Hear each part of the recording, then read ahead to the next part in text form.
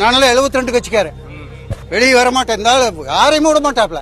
அப்புறம் இன்னொன்னு தெரியுங்களா, திமுகவே வராது.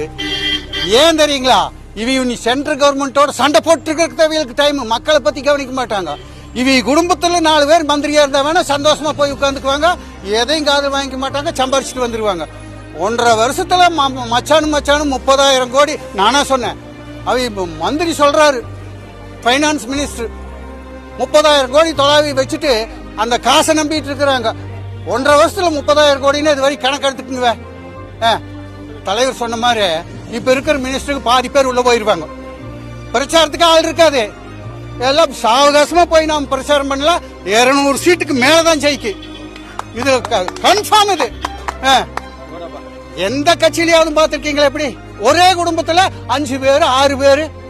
கருணாநிதி கனிமொழி மகங்கிறாங்க.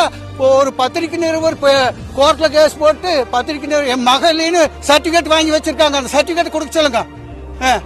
கனிமொழி மகன்ல ஜனநாயகமா கிடையாது.